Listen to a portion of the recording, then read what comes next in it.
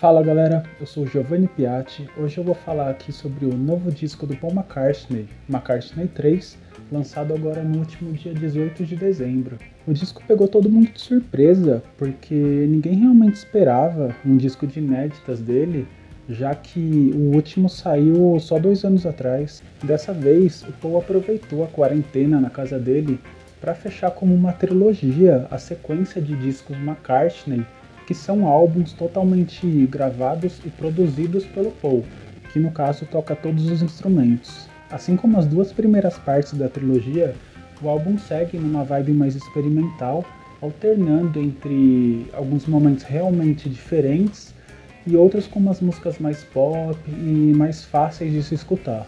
A primeira faixa se chama Long Tail de Winterbird. É talvez uma das músicas mais experimentais no álbum inteiro. Ela começa ali com um riff de violão bastante diferente e feito de uma forma que chega a soar quase como uma música eletrônica, mas ainda assim não chega totalmente lá. Eu achei que é uma música um pouco repetitiva e, apesar de ser bem diferente do que normalmente se espera de alguma coisa do Paul McCartney, não deixa de ser uma música interessante. A próxima música, Find My Way, também segue numa atmosfera mais eletrônica, porém ela já me agradou bem mais do que a primeira. Ela começa ali com uma coisa mais pop, algo assim, e lá pro meio da música, na verdade no refrão, ela fica mais alta, mais pesada, entram algumas guitarras e de certa forma é uma surpresa na música. No fim das contas eu acabei gostando bastante. Logo depois a gente tem Pretty Boys. É uma balada mais acústica e me lembrou até algumas músicas que o Paul já fez anteriormente. Inclusive, no álbum New de 2013, tem uma música que chama On My Way to Work, que me lembrou um pouquinho essa Pretty Boys aqui do McCartney 3. Na sequência, mais uma balada, dessa vez no piano, se chama Women and Wives. É aquele estilo clássico já conhecido que o Paul fez durante a carreira inteira. Não é nada muito diferente, nada inesperado, mas não tem como a gente reclamar de uma música que tem aquele DNA clássico do Paul McCartney. Lavatory Lil é a primeira música do álbum que realmente pode se chamar de rock. Ela é um pouco repetitiva, assim como as músicas anteriores também não tem grandes mudanças, mas isso de forma alguma estraga a música. Ela tem até um riff de guitarra muito legal, que até onde eu sei foi gravada com uma Fender Telecaster, e o baixo dessa música também, apesar de ser um pouco discreto, é muito legal. Como música mais longa do álbum, a gente tem Deep Deep Feeling, com mais de 8 minutos de duração, que na minha opinião foram 8 minutos bastante desnecessários. Ela também segue nessa atmosfera mais moderna. Basicamente é o Paul ali cantando de uma forma quase falada, sobre uma harmonia bastante repetitiva. Lá pro meio da música, mais ou menos, tem um solo de guitarra sutil, bastante no fundo, com bastante ambiência, e já caminhando pro final, ele volta a ficar repetindo a mesma harmonia, com uma melodia ali repetitiva também, porém com pequenas alterações, obviamente para que ele consiga repetir essa mesma harmonia até o final da música. Eu acredito que se a duração dela fosse cortada pela metade, por volta de 4 minutos, com certeza ficaria muito mais agradável e seria uma música de muito mais destaque no álbum. Em seguida, a gente tem uma faixa que se chama Sliding, que assim como Lavatory Lil, também segue numa pegada mais rock and roll, só que dessa vez bem mais pesada. E eu acho muito legal que o Paul, apesar de vindo ali dos anos 60, daquela coisa mais rock clássico, ele consegue fazer um rock and roll moderno, ao mesmo tempo sem perder a sonoridade clássica. Então realmente é um ponto muito positivo ali pro Paul.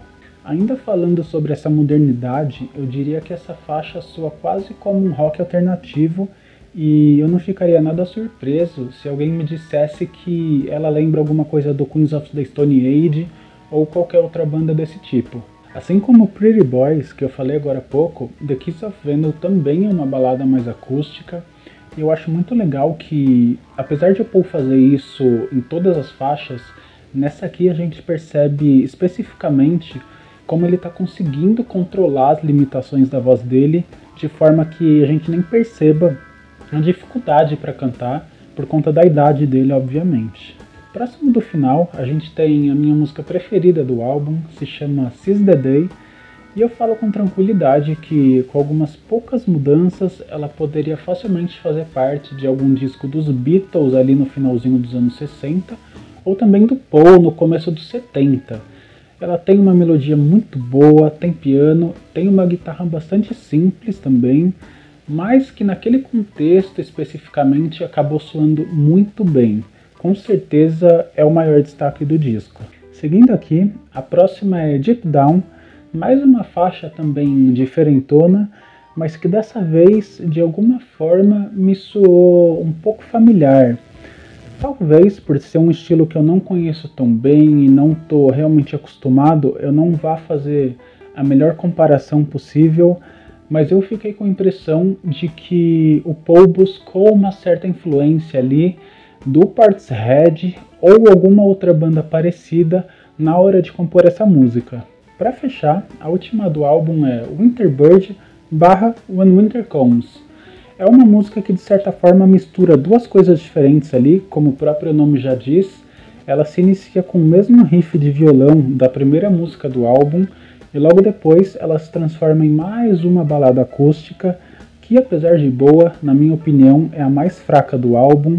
É uma coisa bastante clássica, eu diria que com inspirações das influências do Paul, talvez até das coisas que ele costumava ouvir o pai dele escutando na adolescência, assim como várias outras composições que ele já fez durante toda a carreira.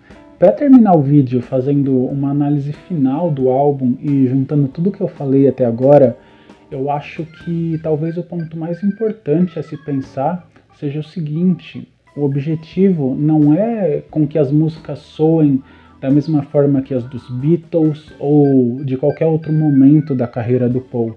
Quem acompanha a carreira dele sabe que o Paul sempre experimentou coisas novas, sempre tentou seguir a tendência de cada época e sempre fez coisas diferentes. Então não é justo falar que o McCartney 3 é um álbum ruim porque ele não soa como Abbey Road, não soa como Sgt. Pepper's ou como Band on the Run, igual eu vi alguns fãs fazendo. No geral, é um disco esforçado do Paul, muito bom, e que, se por acaso for o último lançamento de inéditas da carreira dele, seria um final bastante digno para alguém que já contribuiu com a história da música por tantos anos. Por hoje é só, eu espero que vocês tenham gostado do vídeo. Deixa aqui nos comentários o que você achou do álbum e até a próxima!